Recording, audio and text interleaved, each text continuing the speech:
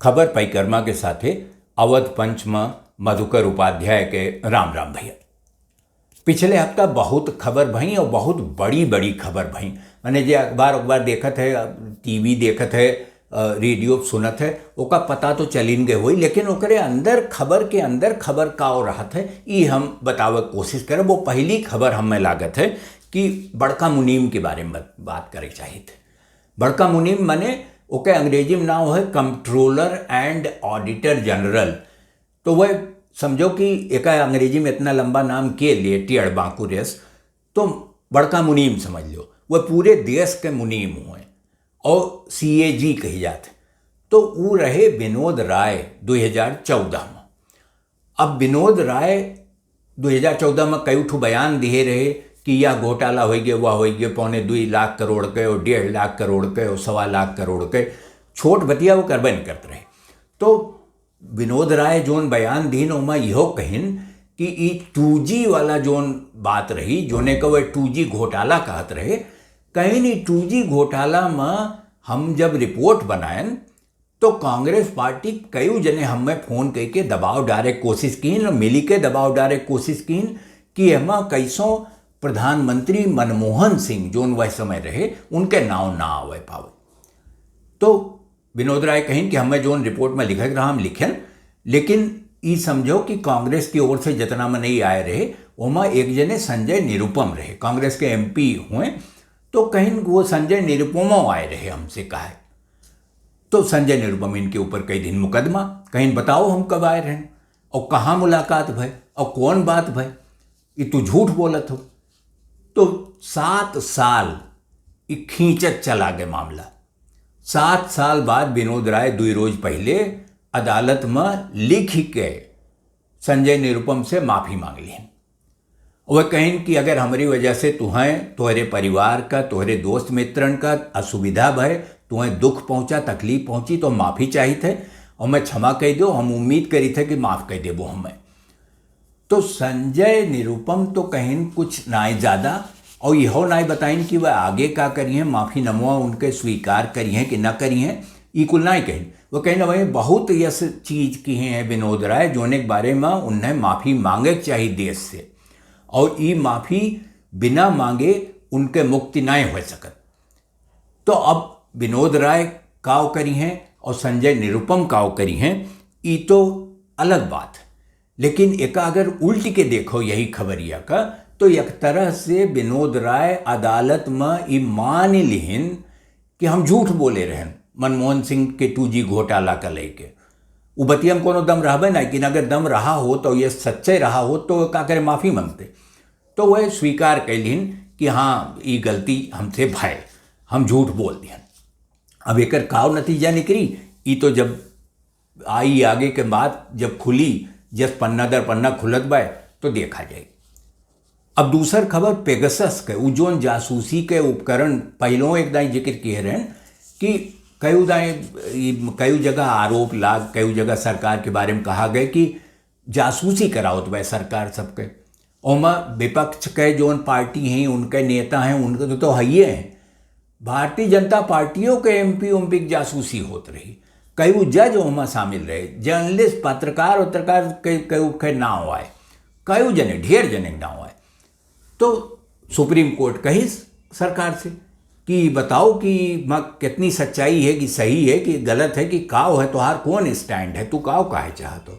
तो सरकार हलफनामा दे के कुछ काहे से मना कर दी। साफ है सरकार अदालत से कही कि ये राष्ट्रीय सुरक्षा का मामला हो, एक बारे में हम कुछ न बोले।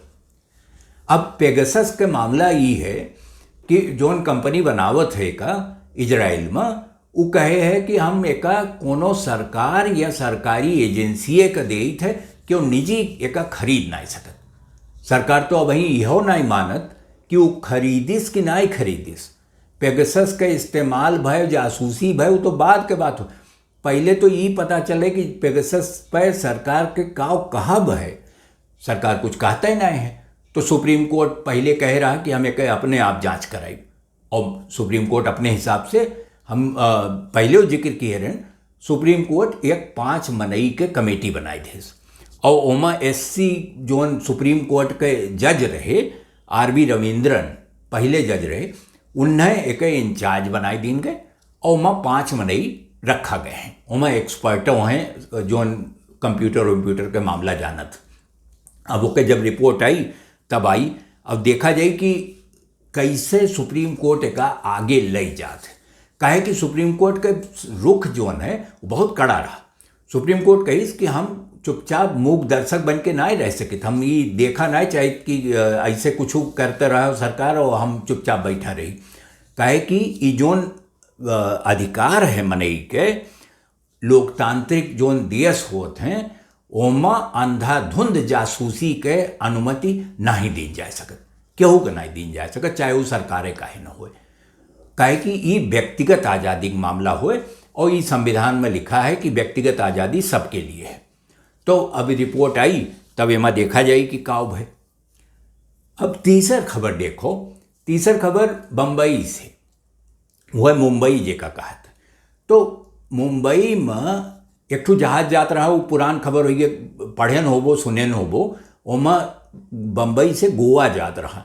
ओमा कहें कि पार्टी होत रही, पार्टी में सब नशा वसा करते रहे। तो दबिश परी और जो नारकोटिक्स ब्यूरो है, ये जो नशीला पदार्थ हेरी के पकड़त हैं, तो नारकोटिक्स ब्यूरो वाले छापा मारी न पकड़ लीन बहुत जने का कि ये सब नशा करते रहे।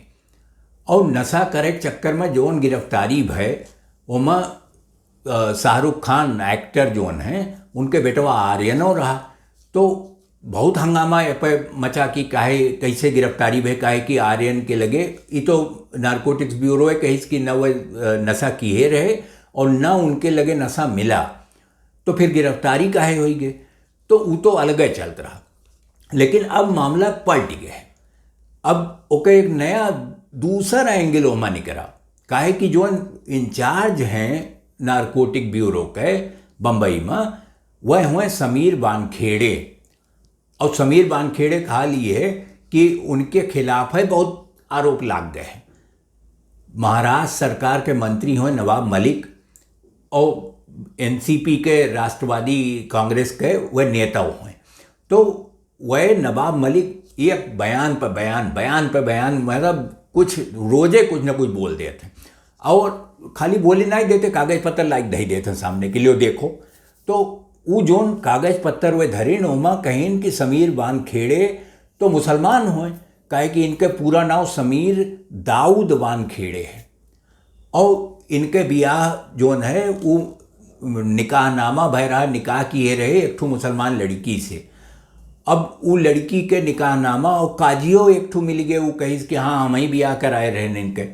वो ब्याह चला नहीं, बाद में टूट गए दूसर ब्याह के लिए। लेकिन समीर वानखेड़े के जो पहला ससुर रहा, वो कही कि हाँ हम जानी थे इनके समीर तो मुसलमान हुए न, हम कई उधर नमाज पढ़े जात मस्जिद में देखे ही, और इनके बाप के नाम दाऊद हुए।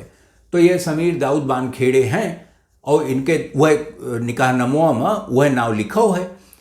अब दूसर एक तो ये चलता ही रहा, वही बीच में आई गए कि ये जो अधिकारी बने ये अपने का कहीं कि हम दलित हुई, तो दलित के नाव पे ये अपन पढ़ाई लिखाई की, इम्तहान दीन और दलित की वजह से इन्हें कोटा में नौकरी मिल गई।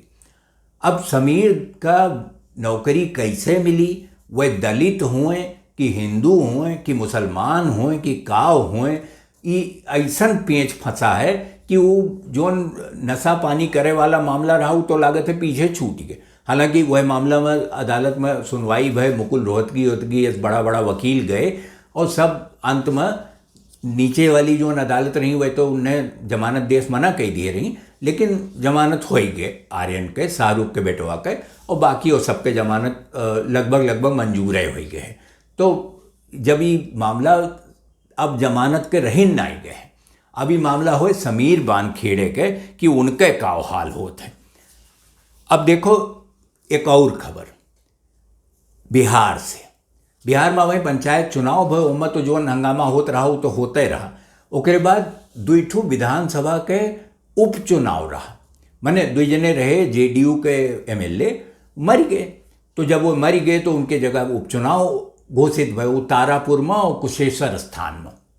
अब तारापुर कुशेश्वर स्थान ऐसे देखो तो इतनी बड़ी असेंबली है, विधानसभा है, उनमें दुई मनई से कौन फर्क पड़ता उपचुनाव में। लेकिन बिहार के हिसाब से ये दुई उपचुनाव समझो कि ऐसे तय हुई कि बिहार कोने ओर जाई, काहे कि एમાં सबके तो इज्जत दांव पे लागे। नीतीश कुमार मुख्यमंत्री जेडीयू, तेजस्वी यादव आरजेडी वाले नेता, चिराग पासवान रामविलास के पार्टी के एलजेपी के, और कांग्रेस पार्टी के कन्हैया कुमार। मैंने कुछ जने कहा था कि जो नया नेता नई खेप आवत बा नेतावन के, युवा नेता, उन्हों की इज्जत दांव पे लागे, मुख्यमंत्री की इज्जत दांव पे लागे, लालू यादव की इज्जत दांव पे लागे, काहे कि वह छूट के आए और 6 साल बाद पहली बार वह चुनाव प्रचार करे चला गए, तो उन्हों की इज्जत दांव पे लागे।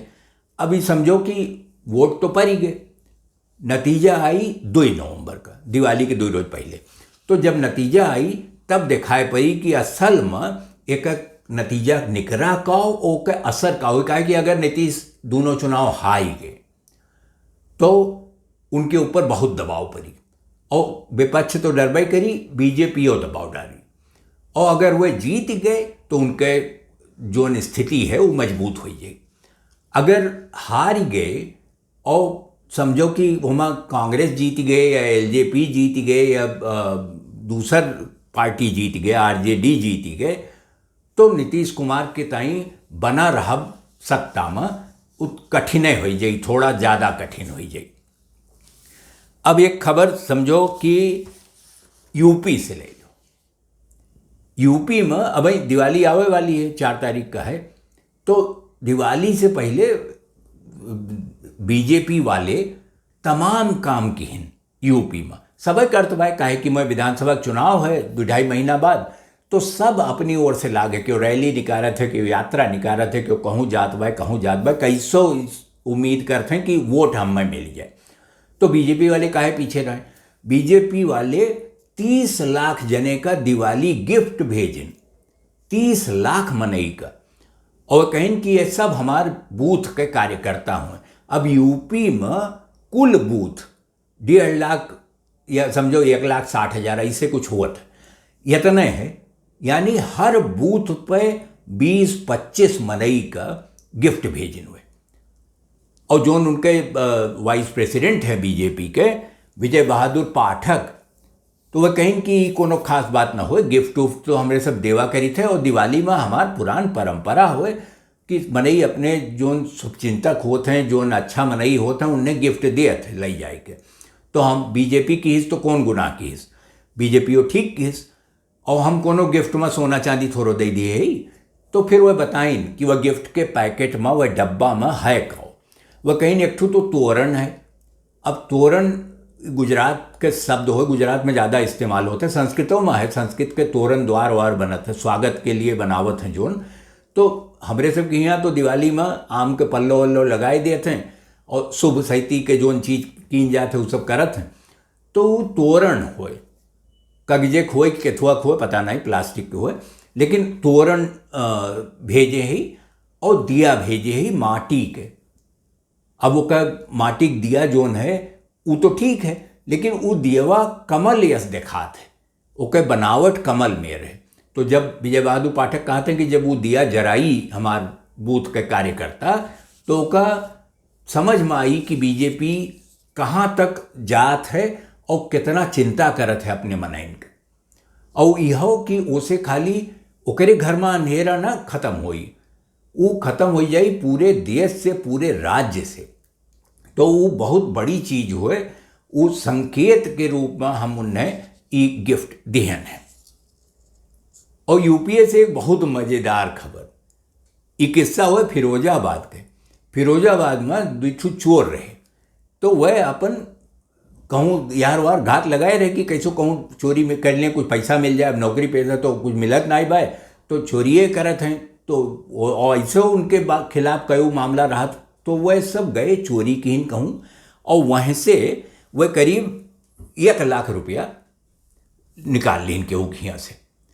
और जब वो निकाल के 1 लाख रुपया भागे, महावीर नगर एक मोहल्ला है वहीं के फिरोजाबाद के, वहीं किस्सा हो, कोतवाली थाना में लागत, तो 1 लाख रुपया चुरा ली। चुराई के जात रहे कि अपन आगे चल के कहूँ एकांत देख के कहूँ किनारे बैठ के बांट लीन जाई, 2-3 जने रहे। तब तक एक ठो सिपाही में दिखाई पड़ गया और ओकरे पीछे और 2 सिपाही। तो वह सब पकड़ लीन इन्हें और कहीं कि तू कहाँ से आवत हो, काव की हो। तो वह बहुत यार वह हिला वाली करे कोशिश की, लेकिन सिपाही से कहाँ उनके गति चलत। तो सिपाही समझ गए कि चोरी का माल हो। अब ओकरे बाद वह सिपाहियन के हाथ गोड़ जोड़े लगे कि छोड़ दो महाराज, जब गलती हो गई अब न करब। लेकिन सिपाही उन्हें कहीं कि हम छोड़ दे। तो है उनके 1 लाख रुपया जो उन्होंने लिए रहे ओका कहीं कि हम दो सिपाही मतलब चोर चोरी की, थानेदार लूट लेस। तो वह पैसा ले लीन पूरा, और पैसा लेके ओकरे बाद बहुत ईमानदार नेक नियत आदमी रहे। कहीं तो सब कहीं पैदल जाए पड़ी, बस का किराया ले लो, खाए पिए के ले लो। तो 2-3 हज़ार रुपया उन्हें दे दें चोरन का, और चोर चला गए। अब आगे जब गए और बाकी पैसा लेके सिपाही चला गए, आगे जब गए तो फिर धरपकड़ भय और पकड़ा गए अब की चोर। तो चोर बताए दिन कि साहब वो सिपहिया मिला रहा और वह थाना के और वह हमार पैसा ले ली। सिपाही खिया दबिश परी तो 96,000 रुपया 1 लाख में से उनके यहाँ से मिली गए। अब उनके तो हो गए है कि वो पुलिस वाले हो गए गिरफ्तार। चोर तो जोन भय होकर भबई किन, सिपाहियों गिरफ्तार हो गए। तो अब चोरी करो, सिपाही का घूस दो और सिपाही लूट ले तुम्हें राही में, ई कुल हो सकत है। अगर उत्तर प्रदेश के कानून व्यवस्था ऐसे चलत बाय तो कोने हिसाब से मन नहीं माने कि उत्तर प्रदेश में सब ठीक है। उत्तर प्रदेश उत्तम प्रदेश है। तो आज खबर परिक्रमा में यतने, अगले अंक में भेंट हुई तब और खबरन के चर्चा की जाई। तब तक आप अवध पंच देखो और हमें लिखो awadhpanch@gmail.com पर। आपके प्रतिक्रिया के स्वागत रही। तो अगले अंक में आपसे भेंट हुए, तब तक खातिर राम राम भैया।